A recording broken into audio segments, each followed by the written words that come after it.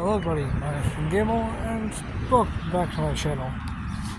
I am sad to say that right now the book that contains, the sketchbook that contains Elf Tribe is slowly falling apart. So right now it's getting to the stage in which I literally can't turn the page without it coming out of the actual book. And it's not because the page is ripped, it's because the fucking spine that's supposed to hold it is hardly holding itself together. It's basically something that wants to give up, which makes this very, very hard. But hey, I'll try to do it, and if I literally physically cannot do anything about it,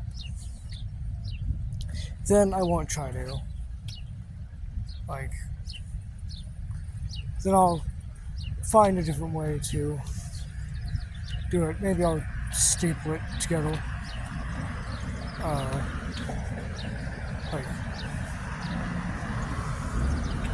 Staple book 1 together and staple book 2.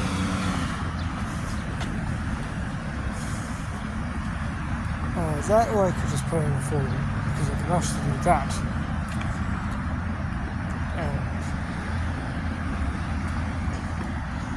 And that's that's what's upsetting me, is the fact that the book is coming apart, and I actually want to I want to last, but it definitely is not, because it's just a sign that I wants to. And I don't get it. I try to be at least semi-careful with putting it in my bag. Yet, for some goddamn reason, the spine gets so fucking messed up. And it doesn't make sense. I don't think that happened with any of the other seasons. So the spine gets so sweet up, so it has to come from it.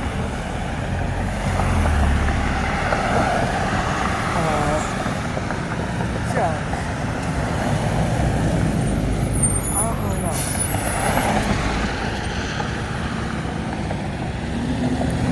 I'd like to do something.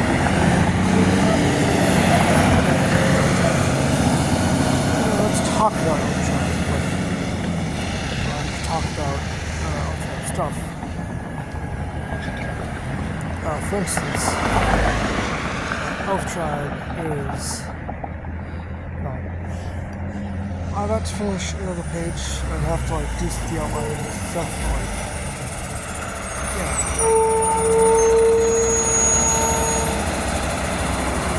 Basically, to recap. I didn't recap in this season, which not really much.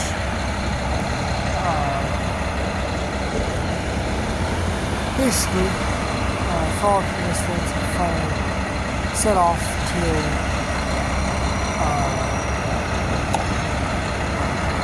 go through the desert. Fog is complaining about the little insulting amounts, except for Scar, who did technically have to cross said desert to get, or did have to cross through the desert to get away from her kingdom. Which does actually show up a lot more in this book than the first book, because, it's about the whole Either way, they adventured through the desert, and at some point they noticed that there's a figure in the distance, in which they,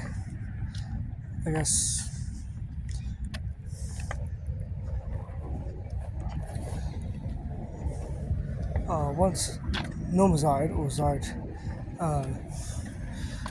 truly starts to look deeper, look closer, he notices that this figure is casting a spell, and he shouts out for the other two to move, and once they do, a giant lightning bolt comes down and severs the party, basically. Like Frolic and Skull on one side and Zide is on the other. And here's where we get to the more recent parts.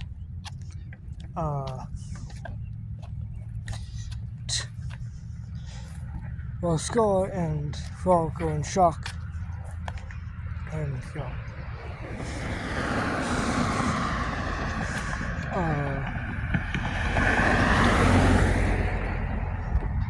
and Zide is talking about cursing electro wizards and electro mages and stuff, which are electric based mages and stuff. Skull of course is confused about them being healed until a voice appears.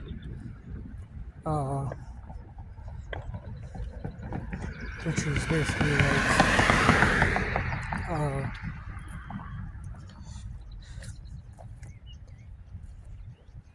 and I have to think of the line because there's a certain line that I have.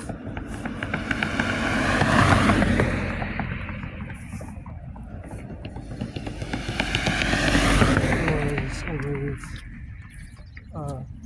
oh good.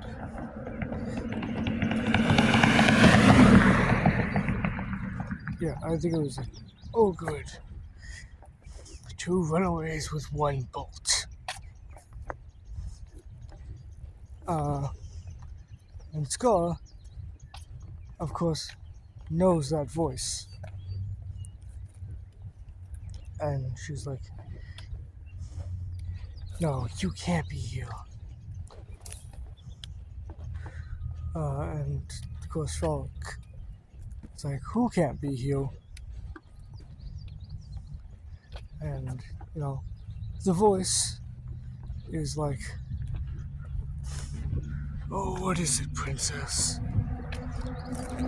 Can't give a ice cream to your old cousin. Which then turns to show the last command from the epilogue of Book 1.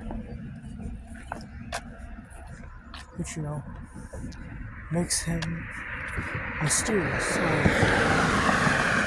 Explains where he was.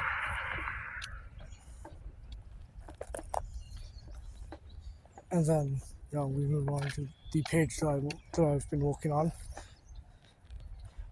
which that is like, he's your cousin? And, the masked man's like, shush, gnome. Oh, shock you so low. Perhaps you'll pass on or something. And Scar is very angry about this man being here. And she's like, what the hell are you doing here?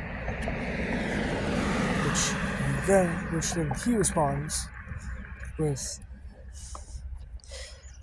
is it a crime? It's a crime to visit family now? Which Scar, of course, responds, well, no, it isn't, but when it comes to you, there's definitely more. And of course, oh, well, you know me quite well. Which then he reveals the fact that he's going to, like, basically take Scar back to, Kingdom, which technically she's already gone there, to put her back into the royalty spot, and then, in his words, also I'll take your boyfriend back to Alderbrook. Which, then Scar glances behind her at Frog, who is now farther away, with one of my favorite lines that I've ever written in this, coming from him, as he's not paying attention at all, which is like, oh hey, cool rock. Which is like the most out of context line ever. Because, he's just not paying attention at all.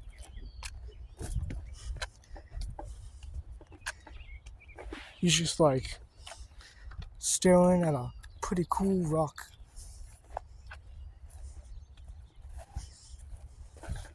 And Scar basically is like, well, he's not boyfriend material. And, all that. Which the man is like, well, that doesn't matter. I'm still taking you both in. And Scar gives herself an idea, where she shouts over to Frolic,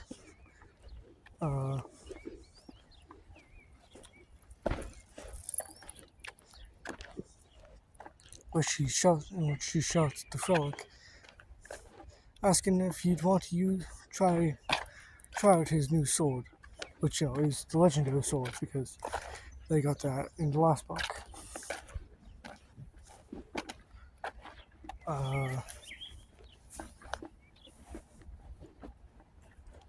And Frolic, of course, agrees. And then Scar makes a bet an oven bet with this man. Which the bet is, if Frolic wins against the man, they will both be let go. Or Scar and Frog, Scar, and the rest of the team be fully allowed to go through the desert without any disturbance. And Toki is the last man wins.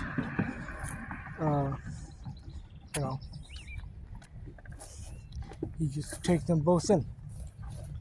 Take them both back home.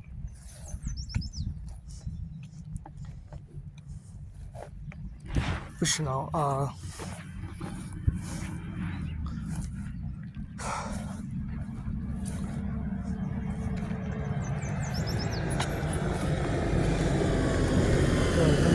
is like, he's just being self-abusing, but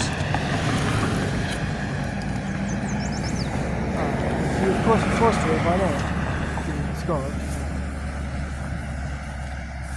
And she does the same to him, referring to him as Toki.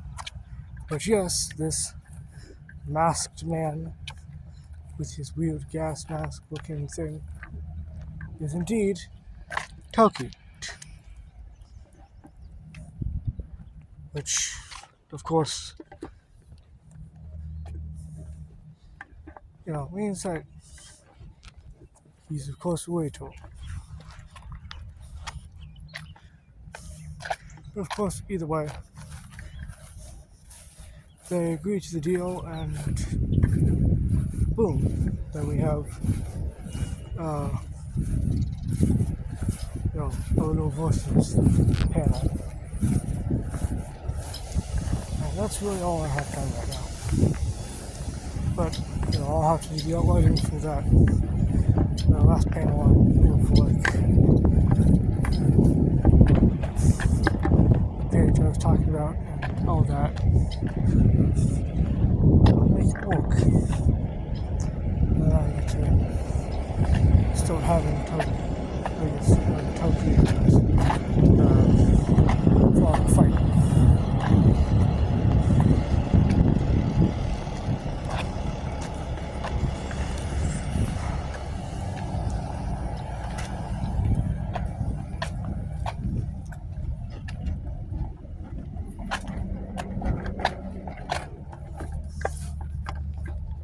That's the plan.